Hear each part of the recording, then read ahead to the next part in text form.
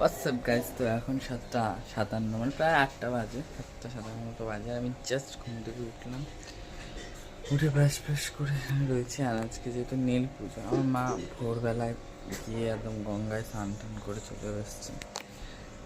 এই যে ভোরবেলায় গিয়ে গঙ্গায় স্নান টান সব কমপ্লিট আমার মা।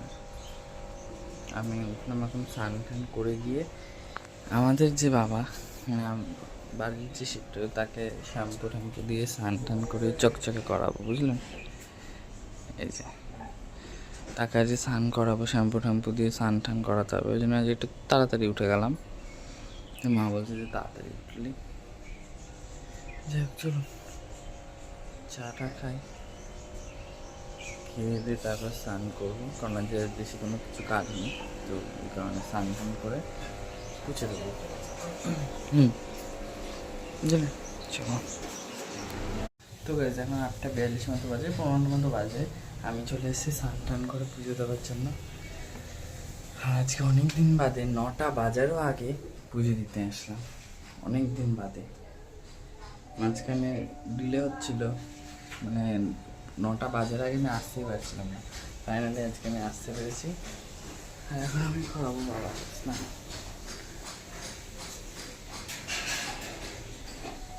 এখন আমি শ্যাম্পু ট্যাম্পু দিয়ে বাবাকে ভালো করে স্নান করাবো, তারপরে পুজো দেবো। ওদিকে বাবা গেছে ফুল আনতে। যাই চলো পুজোটা যদি দিই, তারপর আপনাদের সাথে কথা বলছি, ঠিক আছে? চলো। আজকেও সকাল থেকে যা রোদ উঠেছে, আজকেও হেভি গরম পড়বে দেখেই বোঝা যাচ্ছে। আর এখন তো বৃষ্টি ফিষ্টি নেই, বৃষ্টি এখন আর হবেও না। তাই এই গরমটা এখন আপাতপক্ষে সহ্য করতে হবে কিছুদিন কি যতদিন অবধি থাকবে এই গরমটা সহ্য করতে হবে। এখন আর বৃষ্টি নেই, যে কদিন আরাম দেওয়ার দিয়ে দিয়েছে, আর এর মধ্যে আর বৃষ্টি নেই। যাক চলো বাবাকে স্নান টান করিয়ে নিই, তারপর তোমার সাথে কথা বলছি, ঠিক আছে?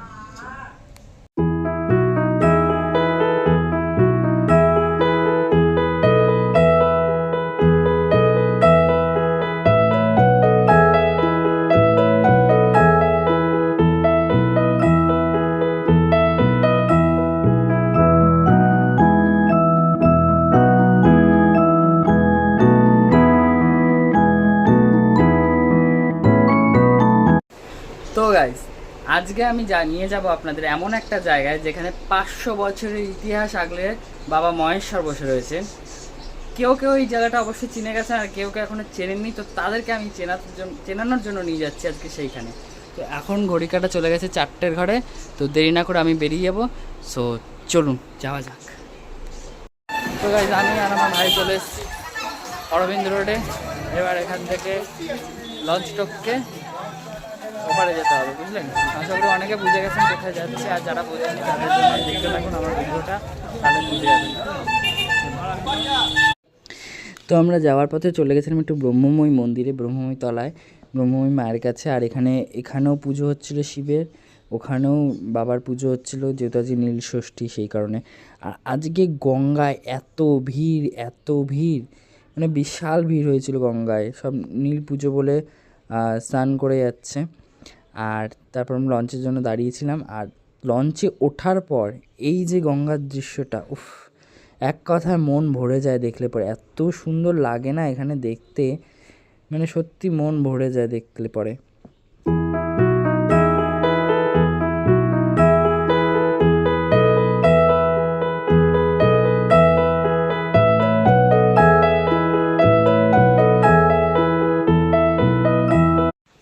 তারপরে ঘাট থেকে নেমে ওই যে সামনে সোজা হচ্ছে লঞ্চ ঘাট, ওখান থেকে নেমে আমরা দাঁড়িয়েছিলাম হচ্ছে গিয়ে টোটো স্ট্যান্ডের কাছে। টোটোর জন্য অপেক্ষা করছিলাম যে টোটোটা যাবে। তারপর টোটোতে উঠে গেছিলাম। আর চারিদিকে যেহেতু চৈত্র সেল চলছে, সেই কারণে ভিড় ভাড়টা তো প্রচুর আছে। সব সেলে কেনাকাটা করছে, কারণ আজকের দিনটা আর কালকের দিনটাই তো শেষ, ওই কারণে। আর দেখতে হেভি লাগছিল এই যে কেনাকাটা সেল, বেশ একটা পুজো পুজো ভাইবস আসে না এই সময়টা দেখলে পরে। আর এইটা হচ্ছে বাবা ষান্ডেশ্বর মন্দিরের প্রবেশদ্বার, অর্থাৎ এইখান দিয়ে সোজা চলে গেলেই আমরা চলে যাব চুঁচুড়ার বাবা ষান্ডেশ্বর মন্দির। হ্যাঁ, আজ আমি ওখানেই গেছিলাম বাবাকে দর্শন করার জন্য।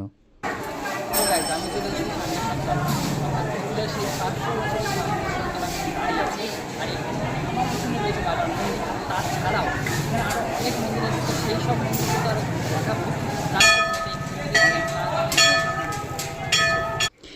এইটা হচ্ছে বাবার মূল মন্দির, এই যে যেটা এখনও তৈরি হচ্ছে, তবে অনেকটাই তৈরি হয়ে গেছে, কিছুটা আর কি বাকি রয়েছে, সেগুলো তৈরি হচ্ছে। আর ওই যে বললাম আজকে নীল পুজো, সেই কারণে ভিড়টা তো প্রচুর ছিলই। এই যে দেখতেই পাচ্ছেন বেশ ভিড় ছিল, অন্যান্য দিন থাকে না, তবে ভিড়টা আজকে বেশি ছিল। আর বাবার গর্ভগৃহেও বিশাল ভিড় ছিল, আমি বাবাকে ঠিক করে দেখতে পাইনি, তবে যেইটুখানি আমি পেরেছি আপনাদের সামনে তুলেও ধরেছি। এই যে বাবা ষান্ডেশ্বর মহাদেব, প্রচুর ভিড় ছিল, যার জন্য আমি ভালোভাবে ভিডিও ফটো কিছুই নিতে পারিনি, এত ভিড় ছিল। কিন্তু জায়গাটা দেখতে এত ভালো লাগছিল না, মানে মন ভরে যাচ্ছিল দেখার পর। ভিড়টা প্রচুর ছিল ঠিকই, তবে দেখতেও ভালো লাগছিল। এই দেখুন বাবা ষান্ডেশ্বরের শিব মন্দিরটি হুগলি জেলার চুঁচুড়ার ভাগীরথী নদীর তীরে অবস্থিত। আর এই মন্দিরটি প্রায় 500 বছরেরও পুরনো।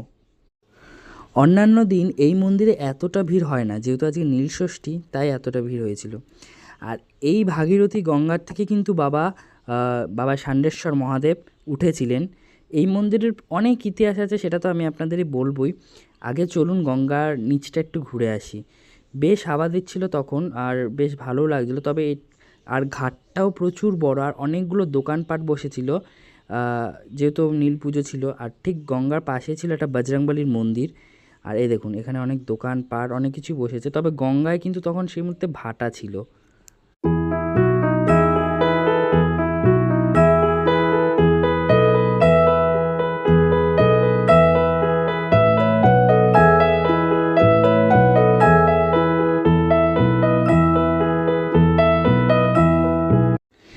আর বাবার ব্রহ্মশিলা ভাগীরথী গঙ্গার থেকে উত্থিত হয়েছিল স্বপ্নাদেশে।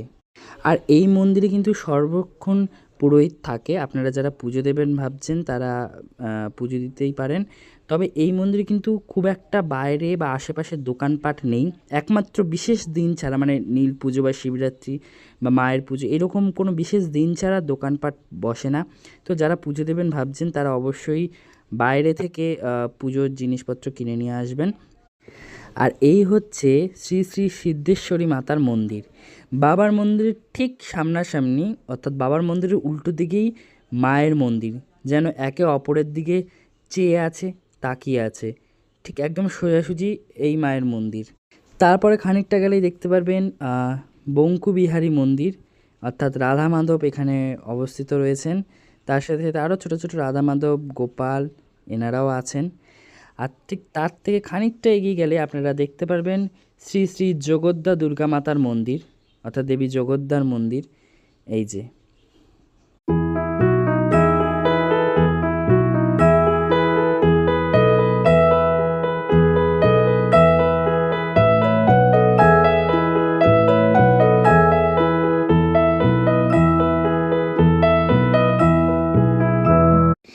আর এই পাশে রয়েছে ভোগের ঘর, অর্থাৎ যারা ভোগ খেতে ইচ্ছুক বা যখন বাবার ভোগ প্রসাদ দেওয়া হয়, এই ঘর থেকেই আর কি বাবার ভোগ প্রসাদটা বিতরণ করা হয়। আর আপনারা বাবাকে জল অর্পণ করতে পারবেন সকাল 5টা থেকে দুপুর 12টা পর্যন্ত। আর এখানে দুজন ভাই ঢাক বাজাচ্ছিল, আর ঢাকের বোলটা শুনতে এত ভালো লাগছিল, এই দেখুন। আর রথযাত্রার পরের দিন বাবা ষান্ডেশ্বর মহাদেবের আবির্ভাব তিথি উপলক্ষে প্রত্যেক বছর পালন করা হয়। আর এখানে দেখুন এই দাদুটা ওই যে যারা ঢাক বাজাচ্ছে তাদেরকে দেখে দেখে ছবি আঁকছিল, কি সুন্দরভাবে আঁকছিল দেখুন। আর এই মন্দির প্রতিষ্ঠার পিছনে রয়েছে অনেক বড় একটা ইতিহাস, চলুন সেটা আপনাদেরকে শেয়ার করি এবার। 1600 শতকের প্রথম দিকে নিম্ন শ্রেণী মানুষদের বসবাস ছিল এই সন্নিকস্থ গ্রামে। আর সেই গ্রামে বসবাস করতেন দিগম্বর হালদার নামে এক ব্রাহ্মণ। আর এই দেখুন এখানে তখন মন্দির পরিক্রমা চলছে। এই দিগম্বর হালদার ছিলেন ভীষণভাবে শিবভক্ত। একবার তিনি পরপর 3 দিন বাবার স্বপ্নাদেশ পান। স্বপ্নাদেশে বাবা আদেশ দেন এই শ্মশান সংলগ্ন স্থানে ভাগীরথী নদীর ভেতরে বাবা অবস্থান করছেন। স্বপ্নাদেশ পেয়ে তিনি আষাঢ় মাসের শুক্লা তৃতীয়া রথযাত্রার পরের দিন রাত্রে, সেদিন আবার প্রচণ্ড ঝড় বৃষ্টি হচ্ছিল। সেই ঝড় বৃষ্টির রাতেই দিগম্বর হালদার, তার 2 পুত্র আর তার 2 ভাই এবং নীলকর মণিজেলের সহযোগিতা এই নদীর থেকে উদ্ধার করেন এই বাবা ষান্ডেশ্বর শিবের ব্রহ্মশিলাটি। আর তার সাথে ছিল 7টি ভৈরব, 2টি ত্রিশূল আর একটি বান ও একটি তাম্রফলক উঠে আসে গঙ্গার জল থেকে। আর এই তাম্রফলকেই ছিল শিবলিঙ্গের পূর্ব পরিচয় সহ পুজোর নিয়ম বিধি সমস্ত কিছু বর্ণনা করা, আর যা বর্তমানে কাশীর হিন্দু বিশ্ববিদ্যালয় রক্ষিত রয়েছে। দিগম্বর মশাইয়ের ইচ্ছা ছিল এই শিবলিঙ্গটি নিজের গৃহে প্রতিষ্ঠা করা, তবে সারা দিন রাতের ধকলে তিনি আর এগোতে পারেন না, সেই শিবলিঙ্গটিকে সেখানেই রেখে দেয়। আর তারপর সেই শিবলিঙ্গটি সেখানেই প্রতিষ্ঠিত হয়ে যায়। বহু প্রচেষ্টার পরও সেই শিবলিঙ্গটিকে আর কেউ নাড়াতে পারে না। তারপর দিগম্বর মশাই হতাশ হয়ে বাড়ি ফিরে যান। ঠিক তার পরের দিন রাত্রে মহাদেব আবার তাকে স্বপ্নাদেশ দেন যে তিনি ওই স্থানেই প্রতিষ্ঠিত হতে চান। এই স্বপ্নাদেশ পেয়ে দিগম্বর মশাই তড়িঘড়ি জঙ্গল পরিষ্কার করার কাজ শুরু করেন। আর ঠিক এই প্রতিষ্ঠিত শিবলিঙ্গের বিপরীত দিকেই তিনি একটি কুটির তৈরি করেন, আর সেই কুটিরেই দিগম্বর মশাই থাকতে শুরু করেন। আর তার সাথে সাথে ষান্ডেশ্বর বাবার ভক্তি ভরে পূজা অর্চনা শুরু করেন। তারপর পরম্পরায় এই হালদার বংশের সদস্যরাই বাবার পূজা অর্চনা করে আসছেন। আর সেই ষান্ডেশ্বর মহাদেবের সেই গঙ্গার ভেতর থেকে পাওয়া তাম্রফলক থেকে জানা যায় যে বাবা ছিলেন মগধের এক রাজার গৃহদেবতা। আর সেই বংশের রাজা মলি, হনুমন্ত, নীলপাত্র ভাণ্ডারী ও মদন ভগবত আর দ্বারপালক ছিলেন পরম শিবভক্ত। তাই আজও চৈত্র সংক্রান্তিতে গাজনের সময় শিবভক্ত 7 জন সন্ন্যাসী গাজন উৎসবের সমস্ত নিয়ম পালন করে থাকেন। আর এখানে তন্ত্র বা বৈদিক মতে নয়, ষান্ডেশ্বর বাবার নিজস্ব মন্ত্রেই বাবার পূজা হয়ে থাকে। আর যেহেতু নীল পুজো ছিল, তাই সেই কারণে এখানে ছোট্টর ওপরে একটা মেলাও বসেছিল, অনেক কিছুই পাওয়া যাচ্ছিল। আর এইখানে সমস্ত মায়েরা পুজো দিয়ে ধূপকাঠি, মোমবাতি সব জ্বালাচ্ছিল এবং প্রচুর প্রচুর মোমবাতি জ্বালানো হয়েছিল। সেটা দেখেই তো আপনারা বুঝতেই পারছেন যে জায়গাটা এরকম, মানে অনেকগুলো মোমবাতি গলে গলে তারপরে। আর এখানে অনেক কটা মন্দির আছে, সেটা তো আপনাদের দেখিয়েছিলাম। চলুন এবার ঘুরে দেখা যাক। এই দেখুন, এই মন্দিরটা হচ্ছে, আর ঠিক এই মন্দির থেকে খানিকটা এগিয়ে গেলে আপনারা দেখতে পাবেন রাধা গোবিন্দের আরেকটা মন্দির। আর ঠিক এই মন্দির থেকে আর একটু এগিয়ে গেলে এখানে রয়েছে গণেশ ঠাকুরের মন্দির, আর এখানে আছে ষষ্ঠী দেবীর মন্দির। এই পুরো মন্দিরটাই কিন্তু অনেক অনেক অনেক মন্দির দিয়ে পুরো ঘেরা। আপনারা প্রবেশ করলেই দেখতে পেয়ে যাবেন এখানে। এই দেখুন, এইখানে রয়েছে গণপতি বাপ্পার একটা মন্দির। বাপ্পাকে ধুতি পরানো হয়েছে, দেখতেও খুব মিষ্টি লাগছিল, খুব সুন্দর লাগছিল। আর এই হচ্ছে দেবী ষষ্ঠী, এখানে দেবী ষষ্ঠীর মন্দির। এখানে আরও 2-3টে মন্দির রয়েছে, যেগুলো এত ভিড়ের কারণে আপনাদেরকে আর ঘুরে দেখানো হলো না। তবে এরপরে আরও একদিন আসবো, সেদিন আপনাদের আরও ভালো করে এই জায়গাটা ঘুরে দেখাবো। এই ষান্ডেশ্বর মন্দিরে গাজন উৎসব নিয়েও কিন্তু একটা বিশেষ ইতিহাস আছে। কথিত আছে 1803 খ্রিস্টাব্দের সময় চুঁচুড়ায় ওলন্দাজদের এক প্রতিপত্তিত্ব ছিল। সেই সময় ওলন্দাজদের গভর্নর গাজন উৎসবের সময় ঢাক বাজানো নিষিদ্ধ করে। তিনি বলেন, আমার দেওয়া বানের ওপরে কোনো সন্ন্যাসী ঝাঁপ দিয়ে যদি অক্ষত থাকে, তবেই ষান্ডেশ্বর বাবাকে এখানে রাখা হবে, নয়তো আবার গঙ্গার জলে ভাসিয়ে দেওয়া হবে। এরপর সেই বানের ওপরে অলৌকিকভাবে এক সন্ন্যাসী ঝাঁপ দেয় আর অক্ষত থাকে, আর গভর্নরের দেওয়া সেই বান ভেঙে 3 টুকরো হয়ে যায়। এতেই গভর্নর সাহেব ভীত হন আর বাবাকে একটি ব্রোঞ্জের পঞ্চমুখ আর 2টি পিতলের ঢাক অর্পণ করে। আর সেই পিতলের ঢাক আজও পর্যন্ত বাজানো হয়। আর গভর্নর সাহেব সরকারি হুকুমও জারি করে যে এই ঢাক বাজানো কেউ বা কোনো দিন বন্ধ করতে পারবে না। যে ঢাকটা আপনারা বাজানো দেখছিলেন ওটা। এবার হচ্ছে আপনারা বাবা ষান্ডেশ্বর শিব মন্দিরে আসবেন। হাওড়া থেকে ব্যান্ডেল, কাটোয়া অথবা বর্ধমান গ্রামে যে কোনো ট্রেন ধরে আপনাদের চলে আসতে হবে চুঁচুড়া স্টেশনে। চুঁচুড়া স্টেশনে 1 নম্বর প্ল্যাটফর্মে আপনাদের নামাবে। তারপর ওভারব্রিজ ধরে 3 নম্বর প্ল্যাটফর্মে এসে ওখান থেকে বেরিয়ে এসে টোটো বা অটোকে বললেই যে ষান্ডেশ্বর তলা যাব আপনাদের নিয়ে চলে আসবেন।